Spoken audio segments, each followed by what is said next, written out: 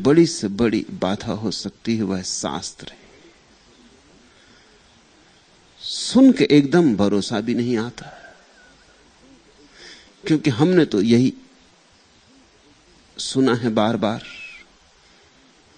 कि शास्त्र के द्वारा ही आदमी परमात्मा तक पहुंचता है। लेकिन मैं तुमसे कहना चाहता हूं, शास्त्र से कोई कभी परमात्मा तक न पहुंचा है, न पहुंच सकता है। हां, जो परमात्मा तक पहुंच जाते हैं उनके सामने शास्त्र का अर्थ प्रकट हो जाता है, लेकिन पहुंचना पहले है, शास्त्र का अर्थ पीछे प्रकट होता है। जो प्रेम जान लेता है उसके सामने प्रेम शब्द का अर्थ भी प्रकट हो जाता है। जो परमात्मा की झलक पा लेता है उसे परमात्मा शब्द फिर शब्द नहीं रह जाता है, पुंजीभूत उसकी झलक हो जाती। लेकिन जिसने अनुभव नहीं किया है उसके पास तो कोरा शब्द है, खाली शब्द है। उस मुर्दा शब्द में कोई प्राण नहीं। शब्द कितने ही प्यारे हों, मुर्दा है। और जीवंत से मुक्ति है। तुम जीवंत हो, जीवंत से ही मुक्त हो सकोगे। शब्दों के बोझ से दब सकते हो, मुक्त नहीं। शब्दों के बोझ से बोझिल हो सकते हो, निर्भर नहीं। शास्त्रों की दीवार चीन की दीवार बन जाएगी तुम्हारे चारों तरफ। भ्रांति बड़ी पैदा होगी, क्योंकि परमात्मा ही परमात्मा की बात होगी, और बात ही बात में परमात्मा खो जाएगा। भूल जाना तो गए दूर का दुश्वार न था। एक नादीदा खलिस आती रही समझाने। आदमी तो भूल ही गया होता, बिल्कुल भूल गया होता। कितने वेद हैं, कितने कुरान, कितनी बाइबल, कितने धम्मपद। आदमी तो भूल ही गया होता। लेकिन कोई एक चुभन है जो आदमी के भीतर उठती ही रहती। कोई शास्त्र उस चुभन को बुझा नहीं पाता। उस चुभन पर ही भरोसा करो, उस प्यास को ही तलाशो, उकसाओ, बढ़ाओ।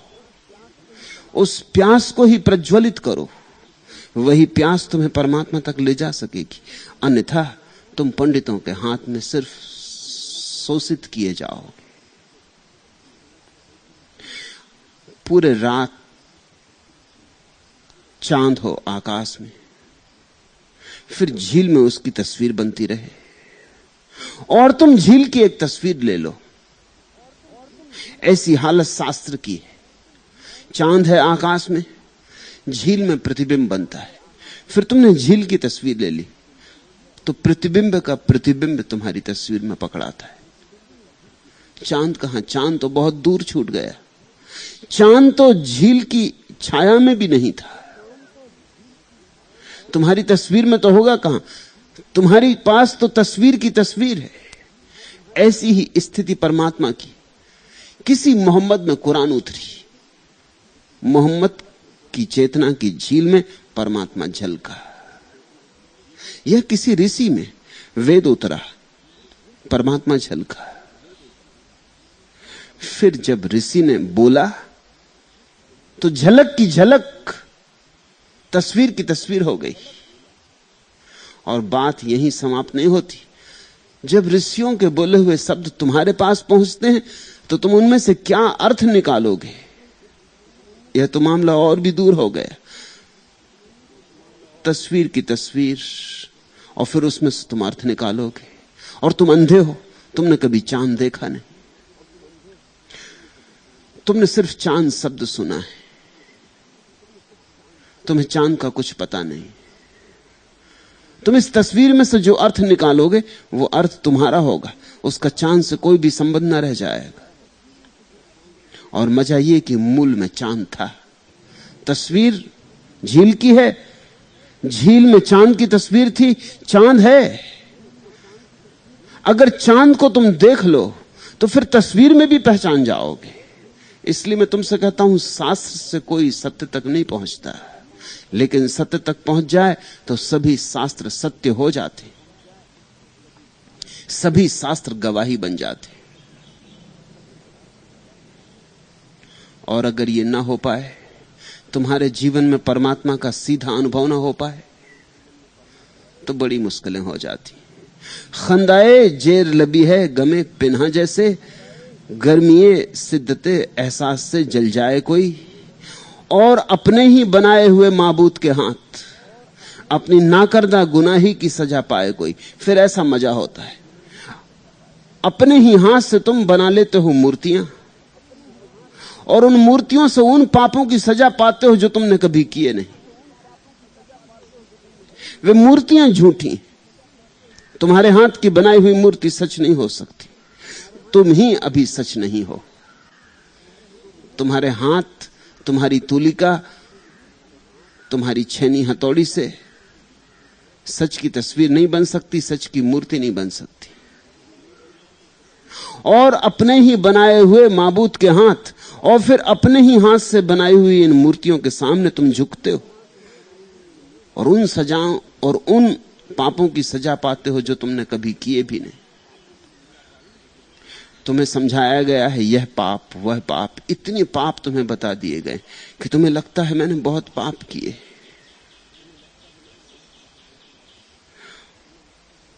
तुम्हारे भीतर अपराध का भाव पैदा होता है और तुम अपने ही हाथ की बनाई हुई मूर्तियों के सामने झुकते हो, प्रार्थना करते हो, क्षमा मांगते हो, सहारे खोजते हो।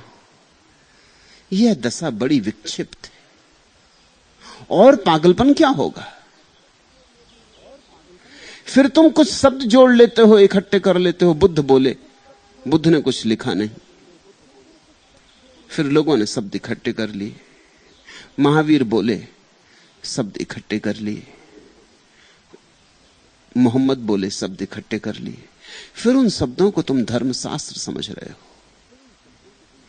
धर्म को खोजना हो तो परमात्मा के विस्तीर्ण विकास में, विस्तीर्ण आकाश में खोजो, इस विस्तार में खोजो। वृक्षों पर उसके हस्ताक्षर है,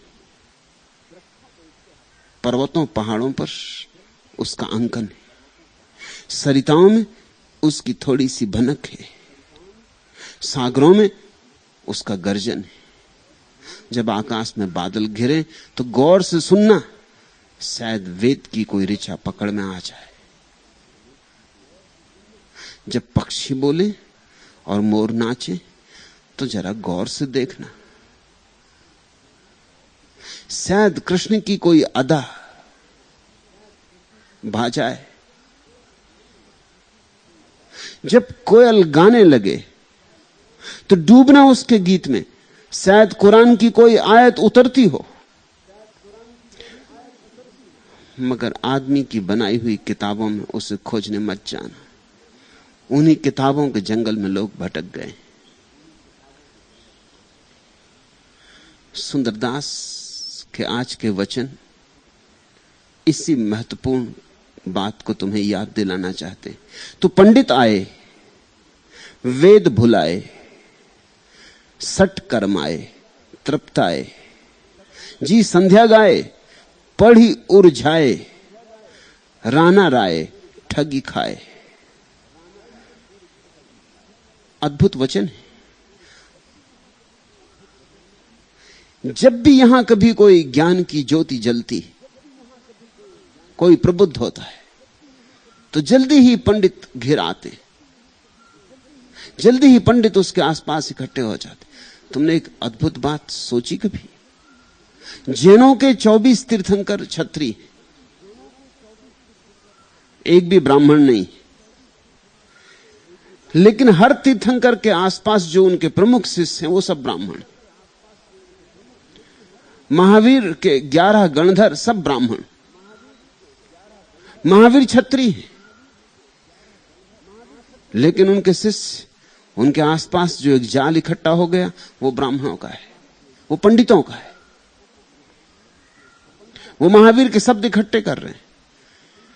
वो इस शब्द से बड़ी दुकान चलाएंगे, इस शब्द से बड़ा व्यवसाय चलाएंगे। चलाया उन्होंने, इसी शब्द के जाल में महावीर को डुबाया उन्होंने। जब भी कोई ज्योति जलती, कोई कबीर उठा, कोई नानक, कि जल्दी ही पंडित को इतनी बात समझ में आ जाती है, पंडित चालाक है, उसे यह बात समझ में आ जाती है कि इन शब्दों में हीरों की भनक है, ये शब्द बिकेंगे, ये काम आएंगे, इनको संजो के रख लेना चाहिए। तो पंडित आए। जब भी कोई बुद्ध आया तो पंडित आया।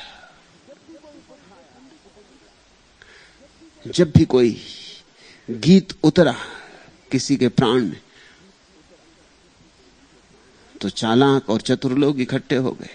तो पंडित आए, वेद भुलाए और इन्होंने वेद भुलवा दिए। तुम सोचते हो ये वेद के रक्षक, पंडित और वेद का रक्षक, तो फिर हत्या कौन करेगा वेद की?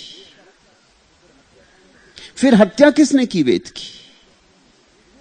पंडित और पुरोहितों ने। उन्होंने वेद में फिर ऐसे ऐसे अर्थ डाले कि ऋषि अगर अपनी कब्रों से उठाएं तो छाती पीटें और रोएं। फिर उन्होंने महावीर की वाणी में ऐसे ऐसे अर्थ संजो दिए, और कुशलता से, और ऐसी कुशलता से कि तुम तर्क भी ना कर सकोगे, बड़ी तर्कनिष्ठा से। वेद के ऋषियों ने जो कहा था वह तो उनका स्वांत अनुभव था। पंडितों ने उस अनुभव में तर्क जाल फैलाए। उन्होंने तो सिर्फ घोषणाएं की थी, उन घोषणाओं के पीछे कोई प्रमाण नहीं थे। पंडितों ने प्रमाण जुटाए।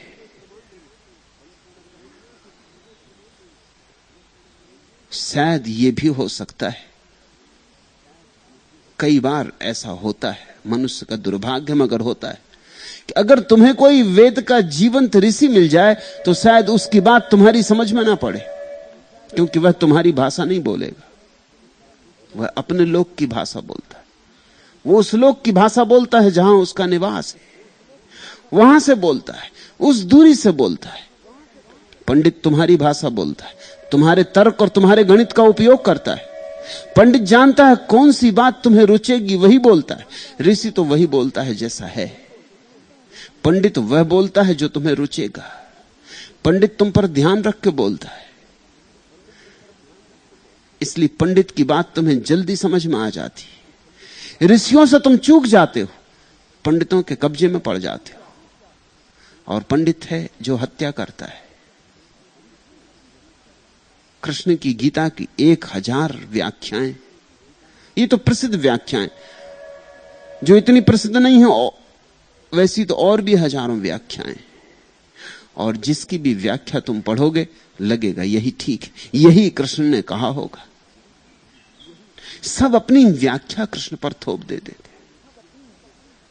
अगर तुम अद्वैतवादी हो तो तुम कृष्ण में अद्वैतवाद खोज लोगे, अगर द्वैतवादी हो तो द्वैतवाद खोज लोगे, अगर भक्त हो तो भक्ति खोज लोगे, और अगर कर्म खोजना है तो कर्म खोज लोगे। एक बात साफ है, तुम कृष्ण के दर्पण में अपनी तस्वीर खोजते हो, कृष्ण की तस्वीर से तुम्हें कुछ लेना देना नहीं। तुम जो हो वही खोजते हो, तुम अपने लिए सहारा खोजते हो, तुम अपने लिए आभूषण खोजते हो, तुम अपने घर को और मजबूत कर लेते हो, तुम अपने अहंकार को और सजा लेते हो, तुम्हारा श्रृंगार और बढ़ जाता है। तो पंडित आए, वेद भुलाए। आमतौर से हम सोचते हैं पंडितों ने वेद की रक्षा की, उन्होंने ही नष्ट किया है, वे ही जिम्मेवार है। सीधे सरल लोग, शांत लोग, जिनके मन में विचारों की तरंगे नहीं, ऐसे लोग वेद को पुनः जन्म दे सकते हैं। वे असली रक्षक हैं। और रक्षा का एक ही उपाय है, अगर तुम वेद की रक्षा करना चाहते हो तो वेद की रक्षा नहीं करनी पड़ती, स्वयं के भीतर वैसी भावदशा करनी पड़ती है पैदा, जहां वेद पुनः पैदा हो सके, पुनः जन्म सके। ध्यान में वेद का जन्म होता है, ज्ञान में दब जाता है और मर जाता है। ध्यान और ज्ञान का भेद खूब ख्याल में रख लेना। अगर बनना हो कुछ, पाना हो कुछ, पहचानना हो कुछ, जीवन के राज समझने हो तो ध्यान पर जोर देना, ज्ञान से बचना। तो पंडित आए, वेद भुलाए, सठ कर्म आए, तृप्त आए, और उन्होंने बड़ा जाल पैदा कर दिया। सठ कर्म, तर्पण, पूजा पाठ, हवन, उन्होंने इतना उपद्रव खड़ा कर दिया कि उनके उपद्रव से तुम कभी पार ही ना जा पाओगे। बच्चा पैदा होता है कि पंडित उसकी गर्दन पकड़ लेता है, पैदा होने से मरने तक, मर जाने के बाद तक